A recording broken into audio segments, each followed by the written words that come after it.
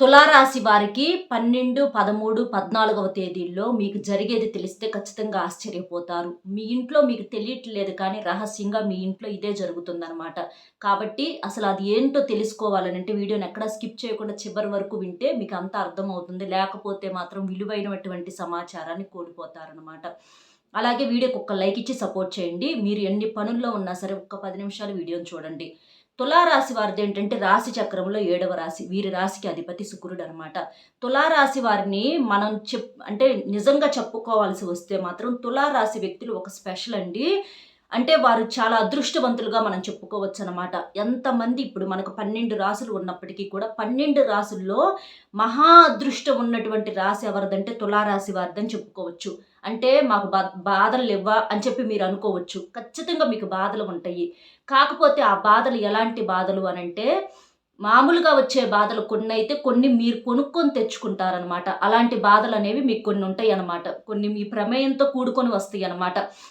అవి మీరు వద్దు అనుకుంటే పోతాయి ఆ బాధలు. కానీ అవి మీరు తీసేసుకోలేరు. ఆ బాధను అనుభవించకుండా ఉండలేరనమాట. అలా ఉంటుంది. మీకు చాలా వరకి కూడా అలాంటి బాధలనేవి ఎక్కువగా ఉంటాయనమాట. అయితే మీకున్నటువంటి దైవ సంకల్పం వలన చాలా వరకి కూడా ఇంకా చిన్న చిన్న వాటితో ఆ సమస్యల నుంచి మీరు బయటపడుతున్నారని చెప్పుకోవచ్చనమాట. ఈ మధ్య ఏంటంటే మీ ఇంట్లో తరచుగా కొంచెం గొడవలు, మానసికంగా సమస్యలు, గొడవలు అంటే పెద్దవారి వల్ల గొడవలు అవ్వటం అవ్వచ్చు. ఇప్పుడు భార్యాభర్తల మధ్య అంటే తరచుగా గొడవలు ప్రతి ఒక్కరి ఇంట్లో కొంతమందికి జరుగుతా ఉంటాయి. తరచుగా కొంతమందికి జరుగుతా ఉంటాయి. చాలామంది కూడా ప్రేమగా చూసుకునే వాళ్ళు ఉన్నారు. ప్రేమగా చూసుకునే వాళ్ళలో కూడా కొంతమంది గొడవలు జరుగుతా ఉంటాయి అన్నమాట. ఎందుకంటే భార్యాభర్తల అనుబంధం అంటే గొడవలు ఇలాంటివి జరుగుతా ఉంటాయి. మళ్ళీ కాసేపటికి వాళ్ళు మామూలైపోతారు. అది వేరే విషయం. అయితే ఈ తులారాశి వారికేంటంటే వీరికి ఉన్నటువంటి పెద్దవాళ్ళ వల్ల అంటే వీరి ఇంట్లో కొంతమంది పెద్దవాళ్ళు తల్లిదండ్రులవ్వచ్చు లేదా అత్తామామలవ్వచ్చు ఇట్లా చూసుకున్నట్లయితే ఆ పెద్దవారి వల్ల వీరికి కొన్ని గొడవలనేవి జరుగుతూ ఉంటున్నాయి అన్నమాట. అంటే ఒక్కొక్కసారి కొంతమంది ఇళ్లల్లో పెద్దవారొచ్చేటప్పటికి ఎలా ఉంటారంటే కొంచెం మొండిగా, మూర్ఖత్వంగా ఉంటారు. కొంతమంది ఏంటంటే వయసుకు తగ్గట్లుగా, ఓర్పుగా, నిదానంగా అమ్మాయి అని చెప్పి కొంతమంది మాట్లాడతారు. పిల్లలు చిన్నవాళ్ళైనా సరే పిల్లలకు ఒక గౌరవం అనేది ఇచ్చి పిల్లల మాట వినుకుంటా వస్తారు. కానీ కొంతమంది పెద్దవాళ్ళు ఎలా ఉంటారంటే పొగరుగా ఉంటారనమాట.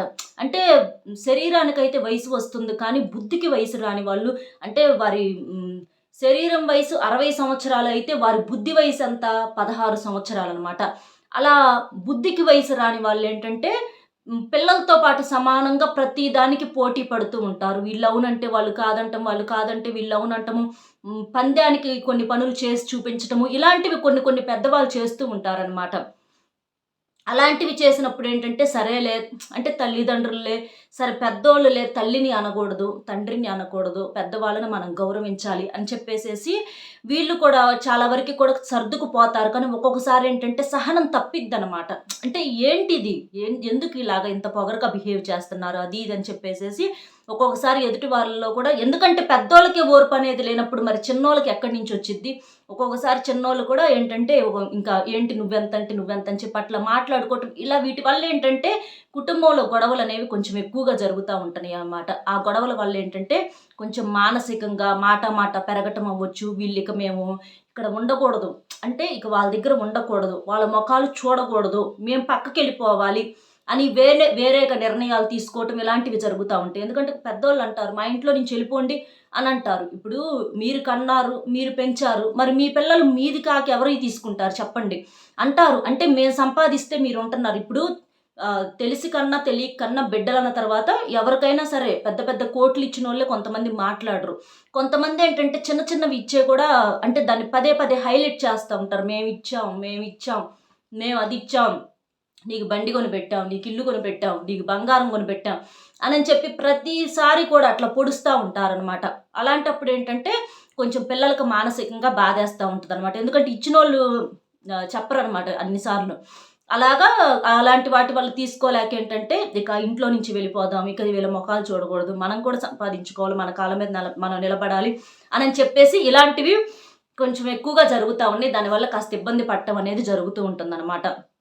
కాబట్టి ఈ తులారాశి వారేంటంటే ఇక ఈ మధ్య సొంత నిర్ణయాలు అంటే మేము కూడా సంపాదించుకోవాలి, మా కాళ్ళ మీద మేము నిలబడాలి, మేము కూడా ఒక కొత్త ఇల్లు కట్టుకోవాలి అంటే గొడవలు జరుగుతున్నాయి. దగ్గరగా ఉండి కొట్టుకొని, తిట్టుకొని మానసికంగా ఒకరి మొఖాలు ఒకరు చూసుకోకుండా ఉండటం అంటే అది చాలా ఇబ్బందిగా ఉంటుందండి. ఒకే ఇంట్లో అలాంటివి జరుగుతా ఉంటే ఏంటంటే మైండ్ అంతా కూడా డిస్టర్బ్ అయిపోతా ఉంటది. అలా కాకుండా మేము పక్కకెళ్ళిపోయి ప్రేమగా ఉండాలి. ఇప్పుడు దగ్గరగా ఉండి ఘర్షణ తెచ్చుకునే కన్నా కూడా దూరంగా ఉండన్నా కొంచెం గౌరవంగా ఉండటం అనేది బాగుంటుంది గదా!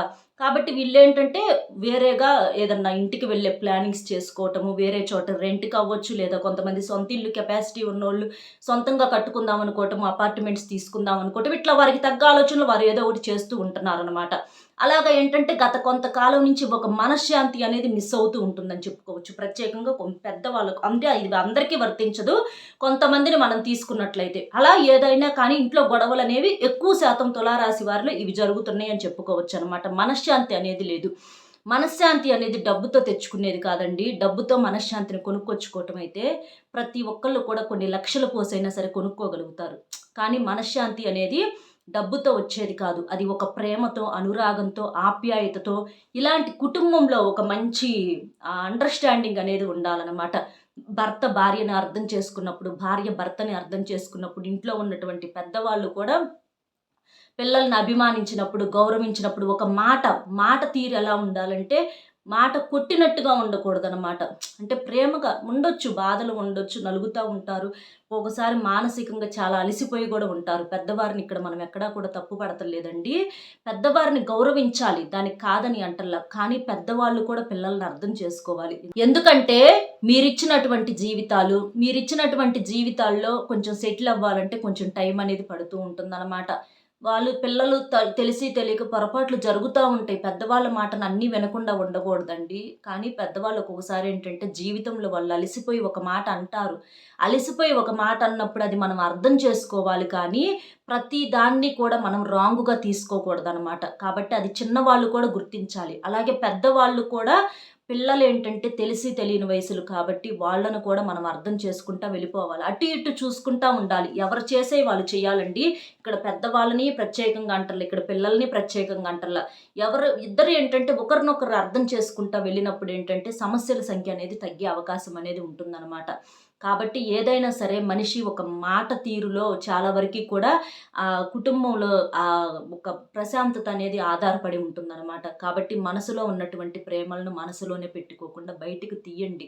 ఎవరి ముందల చులకనైపోతామండి. మన వాళ్ళ ముందల మనం ప్రేమ చూపించుకోకపోతే మనసులో కొండంతుంటది ప్రేమ. కానీ బయటికి చూపించలేనప్పుడు దేనికి ఇక ఆ ప్రేమ ఉండి కూడా ప్రయోజనం ఏముంటది? వారి కోసం ఇన్ని కష్టాలు, ఇన్ని బాధలు పడుతున్నప్పుడు ప్రేమగా అయ్యా అనే ఒక పలకరింపు, అమ్మా అనే ఒక పలకరింపు ఏంటంటే మీ కష్టాన్ని గుర్తించేలా చేస్తుందనమాట. అలా కాకుండా ఎలా పడితే అలాగా అంటే పిల్లల్లే ఏదన్నా పడతారులే అని చెప్పేసేసి పెద్దవాళ్ళు కూడా అనుకోకూడదు. అలాగే కష్టపడినటువంటి పెద్దవాళ్ళను కూడా పిల్లలకు గౌరవిస్తూ ఉండాలనమాట. ఇలా అటు ఇటు చూసుకుంటా ఉండాలి. ఇలా చూసుకున్నట్లయితే ఇక మీకు చాలా వరకి కూడా సమస్యలు తగ్గే అవకాశం అనేది ఉంటుంది. ముఖ్యంగా ఈ 3 రోజుల్లో మీరేంటంటే చాలా వరకి కూడా బిజీగా ఉండే అవకాశం అయితే పుష్కలంగా కనిపిస్తుందండి. ఈ తులారాశి వారికేంటంటే జీవితంలో ఎలాగైనా సరే కష్టపడాలి, సంపాదించాలి, ఒక స్థాయిలోకి రావాలి అనేటటువంటి ఆశ, తపన, తాపత్రయాలనేవి చాలా ఎక్కువగా ఉంటాయన్నమాట. అలాంటి వాటి వల్ల రేయింబవళ్ళు కష్టపడటానికైనా సిద్ధంగా ఉంటారు. ఎక్కడ పనికిరాని పనులు, టైం వేస్ట్ పనులు వీరు చెయ్యరనమాట. వారికి టైం ఉంటే ఏంటంటే కష్టపడ్డామా, మనం ఒక రూపాయి సంపాదించుకున్నామా, మరీ ఏదన్నా ఖాళీ దొరికితే కాస్త సరదాగా ఎంజాయ్ చేద్దామా, ఇలా ఇష్టమైన వాళ్ళతో కాసేపు మాట్లాడుకుందామా అని చెప్పి ఇలాంటి మైండ్ సెట్‌ని కలిగి ఉంటారనమాట. అంతేకాని బాధలు ఇవన్నీ వినాలంటే వారికేంటంటే కష్టపడి ఉంటారు కాబట్టి వారి మైండ్ వాటికి అనుకూలించదనమాట. కష్టపడాలి, సంపాదించుకోవాలి, సంతోషంగా బ్రతకాలి. ఇది వీరి ఆలోచన. కుటుంబం కోసం ఎంత త్యాగమైనా చేయటానికి సిద్ధంగా ఉండేటటువంటి వ్యక్తులనమాట. నమ్మకంగా ఉంటారు. అలాగే ఎదుటి వారిలో కూడా అదే నమ్మకాన్ని చూస్తూ ఉంటారనమాట. ఒక్కసారి ఎదుటి వారిలో గనక నమ్మకం గనక వీరికి కనిపించలేదంటే మాత్రం వారిని పూర్తిగా ఇక వదిలేస్తారు. అందులో సందేహం ఏమీ లేదనమాట. కాబట్టి తులారాశి వారు మీ జీవితంలో ఏ పరంగా ఉన్నా కూడా వారిని వదులుకోమాకండి. వారికి ఎటువంటి నమ్మక ద్రోహాలు చేయాలని చూడమాకండి. ఎందుకంటే వారి వల్ల మీకు పెద్దగా ఉపయోగాలు ఉన్నా లేకపోయినా సరే కాస్తో కూస్తో ఒక ఆనందం అనేది దొరుకుతూ ఉంటుందన్నమాట. ఎందుకంటే వారు అన్యాయం చేసేటటువంటి వ్యక్తులైతే కాదు. వారి వల్ల మీకు లాభం లేకపోయినా నష్టమైతే రాదనమాట. కాబట్టి తులారాశి వారి యొక్క స్నేహం దొరకటం ఒక అదృష్టంగా చెప్పుకోవచ్చు. వారి జీవిత భాగస్వాముల గురించి అయితే చెప్పే పని లేదండి. వారంత అదృష్టవంతులు ఈ భూమి మీదే ఉండరని చెప్పుకోవచ్చు.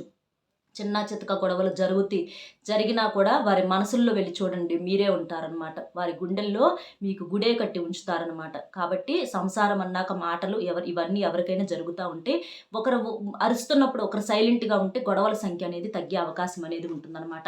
ఈ 3 రోజుల్లో ముఖ్యంగా మీకు ధనం చేతికి అందుతుంది. అయితే ధనం వచ్చినట్లుగా ఈ మధ్య తరచుగా ఖర్చు అయిపోతుందన్నమాట. అంటే అవి వృధా ఖర్చులు కాదు. అంటే మీరు ఏదన్నా ఒక ప్రాపర్టీకి సంబంధించి ఫ్యూచర్ ప్లాన్స్, అంటే ఒక హౌస్ కోసం అవ్వచ్చు, లేకపోతే ఏదైనా ఒక గోల్డ్ కొనటం కోసం అవ్వచ్చు, ఇట్లా దేనికన్నా కానీ మీరేంటంటే సేవింగ్స్ కోసమే మీరు ఆ డబ్బుని అంటే ఎక్కువగా ఖర్చు చేయటం ఇలాంటివి జరుగుతూ ఉంటున్నాయి అన్నమాట. కాబట్టి వృధా ఖర్చులు చేసే మనుషులు మాత్రం తులారాశి వారు కాదండి. వారు రూపాయి ఖర్చు చేస్తున్నట్లుగా ఎదుటి వారికి కనిపిస్తారు, కానీ నిజంగా మనం ఆలోచించగలిగితే వాళ్ళకన్నా కూడా ఎవ్వరు జాగ్రత్త గల్లోళ్ళు ఉండరన్నమాట. కొండలు అంటే ఏదైనా సరే రూ. 100 ఉంటే రూ. 90 సేవింగ్స్ చేసే ఆలోచన వారికి ఉంటదనమాట. ఆ రూ. 10 ఖర్చు పెట్టేటప్పటికి ఎదుటివారు ఏంటంటే తెగ ఖర్చు చేస్తున్నారని చెప్పి అనుకుంటారు, కానీ అక్కడ జరగాల్సిన సేవింగ్ జరిగింది. ఇదంతా పైనేంటంటే ఒక ఎంజాయ్‌మెంట్ కోసం ఆ కాస్తైనా ఖర్చు చేస్తారనమాట. లేకపోతే తులారాశి వాళ్ళు చాలా పిసినారి వ్యక్తులుగా మనం చెప్పుకోవచ్చనమాట. చాలా జాగ్రత్తగా ఆళ్ళోళ్ళు ఉండాలండి డబ్బు కాడ. ఎందుకంటే కష్టపడితే వస్తుంది కదా! డబ్బనేది ఊరికనే రాదు కదా! కాబట్టి డబ్బు దగ్గర జాగ్రత్త అనేది ఉండాలి. అందులో మనం అనటానికి కూడా ఏమీ లేదనమాట. కాబట్టి ఇలా జరుగుతూ ఉంటుంది. అలాగే వీరిలో ఎవరైతే కొంచెం ఇబ్బందులు, అంటే డబ్బుకి ఇబ్బందిగా చాలా వరకి కూడా ఆస్తి కలిగిన వాళ్ళు ఉంటారు. కొంతమంది లేని వాళ్ళు కూడా ఉంటారనమాట. అలా వారు కూడా మీరు కుంగిపోవద్దు. ఎందుకంటే మీలో పట్టుదల, మంచి తెలివితేటలు, సంకల్పం ఇలాంటివి ఉన్నాయి కాబట్టి జీవితంలో మంచి స్థాయికి ఎదుగుతారనమాట. మీకు బిజినెస్‌లు బాగా కలిసి వస్తాయనమాట.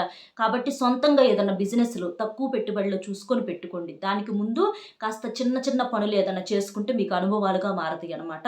కాబట్టి ఇలాంటి చిన్న చిన్న ప్రయత్నాలనేవి మీకు బాగా ఉపయోగపడతాయి. మీకైతే బాగా కలిసి వస్తుందండి. ఖచ్చితంగా జీవితంలో మీరు ఊహించిన స్థాయికి మీరు ఎదిగి చూపిస్తారనమాట.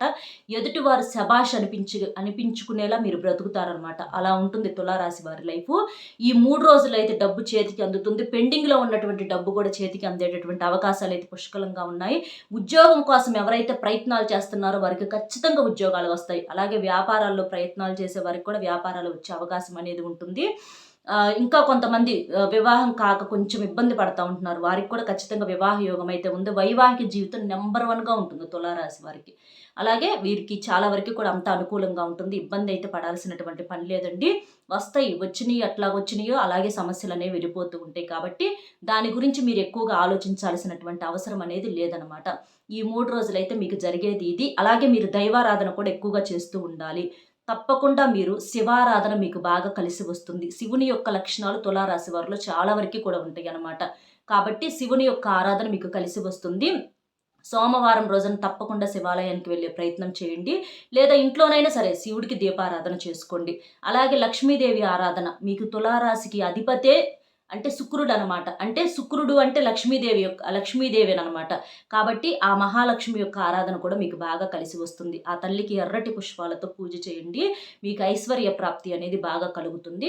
మీకు ఇంకా బాగా సంపన్నులు అయ్యే అవకాశాలనేవి ఇంకా మీకు బాగా అవకాశాలనేవి ఉంటాయి. కాబట్టి ఇలాంటి నియమాలనేవి మీకు చాలా వరకు కూడా ఉపయోగపడతాయి అనమాట. కాబట్టి సింపుల్‌గా ఇలా చేసేసేయండి. అర్థమైంది కదండి ఈ 3 రోజులు మీకేంటనేది. వీడియో నచ్చితే ఒక లైక్ ఇచ్చి సపోర్ట్ చేయండి. మీరు లైక్ చేయడం వల్ల వీడియో మరికొంతమంది తులారాశి వ్యక్తులకు చేరి వారు కూడా తెలుసుకునే అవకాశం అనేది ఉంటుంది.